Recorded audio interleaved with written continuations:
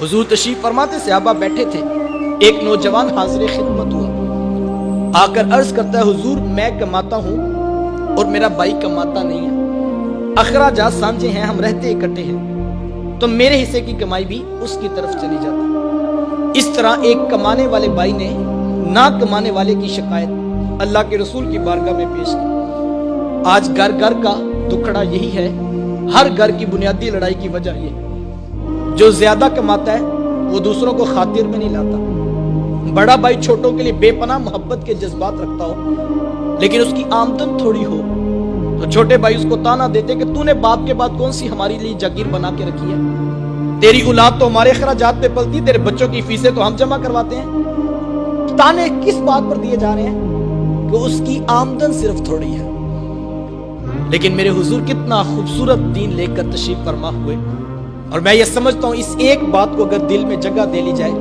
तो छोटी छोटी बातों पर यूं घर टूटने की तरफ कभी भी ना आए। अर्ज की हुजूर मैं कमाता हूँ, मेरा भाई कमाता नहीं है, रहते इकट्ठे हैं, अखराजात सांझे हैं, तो मेरे हिस्से की कमाई भी उसकी तरफ चली जाती है। मेरे हुजूर बेसाख्ता इरशाद फरमाया, हुजूर फरमाया हो सकता है अल्लाह तुझे रिज़्क तेरे उस भाई की वजह से दे रहा हो जो कमाता नहीं है। ये कितनी बड़ी बात है। ये तो करम हो गया कि तेरा हाथ देने वाला बना दिया, लेने वाला नहीं बनाया।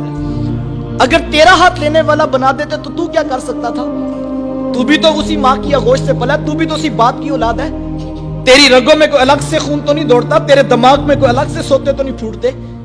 तुझे अपनी डिग्रियों पे नाज है, तेरे से बड़ी बड़ी डिग्रियों वाले लोगों के आगे खाक छानते फिरते हैं। सारी बरादरी पूरा खानदान नीचे रह गया, चचा ताए नीचे रह गए, 30-30 साल से कारोबार करने वाले। तेरा सितारा ओजे सुरैया की बुलंदियों को छूने लगा। तुझे इसलिए ऊंचा तो नहीं किया था कि तू एमपीए एमएनए के यहां ईद के गिफ्ट बेचता फिरे, तू जो है वो कॉलोनी वालों के साथ रिश्तेदारियां जोड़ता फिरे, तू वजीर मशीर से वजीर आजम तक रसाइयां हासिल करता फिरे। तुझे ऊंचा इसलिए किया था तू पलट के फिर नीचे देखता, और जो नीचे रह गए थे उनको खड़ा करने का मिजाज पैदा करता। वो किसी दानिश्वर ने किसी करोड़पति से पूछा था कि जनाब आप करोड़पति कैसे बन गए? तो उसने बेसाख्ता कहा मैंने अपने नीचे वालों को लाखपति बना दिया, कुदरत ने मुझे करोड़पति बना दिया। जो नीचे मोहब्बतें बांटता है अल्लाह उसको ऊपर से रिज़्क की फरावानियां अता करता है। हम समझते हैं कि अमीर के साथ ताल्लुक बनेगा तो फिर हम ऊपर जाएंगे। नहीं साहिब, अगर गरीब भाई की कदर करने का मिजाज बना लो तो ये इतना खूबसूरत वजीफा है कि ये रिज़्क में बरकत का समा करता है। हुजूर अलैहिस्सलाम से सहाबा ने एक दिन पूछा कि हुजूर रिज़्क में बरकत का वजीफा तो बताइए। तो हुजूर फरमाया कि तुम्हें रिज़्क में और उम्र में बरकत का वजीफा ना बता दूं? अर्ज की हुजूर आप इरशाद फरमाए टूटे रिश्तों को जोड़ा करो, अल्लाह रिज़्क में भी बरकत देगा, अल्लाह उम्र में भी बरकत देगा। ये बरकत का वजीफा था, लेकिन आज हम इससे कोसों जो है वो दूर चले गए। हर चीज का हिसाब 2 + 2 4 नहीं होता है साहिब। कुछ अखलाकियात भी माशरे के अंदर इस वक्त जो है फैलाने की जरूरत है। और मैं ये कहता हूं अगर इस्लाम की तालीमात को बगौर देखें तो इस्लाम का कैसा खूबसूरत हुस्न है। ये रिवायत आपने उलमा से सुनी है कि जो शख्स 40 कदम किसी मैयत को कंधा दे, किसी जनाजे के साथ चले, तो कंधे के जुदा होने से पहले पहले उसके सगीरा गुनाहों को बख्श दिया जाता है। यार किसके गुनाह बख्शे जा रहे हैं? जो एक मुर्दा के साथ, जिंदा के साथ ही मुर्दा का सहारा बन के खड़ा हो।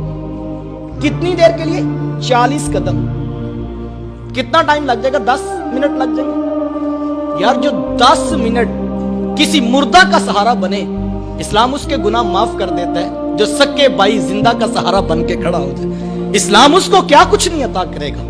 लेकिन हम बड़े अजीब, मुझे हाजी साहब कह रहे थे कि, और दोस्त बता रहा था कि हाजी साहब ने ऐलान किया कि बरादरी में जितने भी कुल चेलम या फोतगियां होंगी उनकी रोटी हाजी साहब की तरफ से होगी। मैंने कहा बहुत अच्छी बात है, मैं किसी की नीयत पे फतवा नहीं देता, लेकिन हाजी साहब को कहना कि मरने के बाद रोटी का क्यों ठेका माला है, काश के जिंदों की कदर करने का मिजाज पैदा करता। हम बड़े अजीब लोग हैं, हम कब्रों में रो लेते हैं, लेकिन हम जिंदा लोगों की कदर करने का मिजाज नहीं रखते हैं। जिंदा लोगों की कदर करें।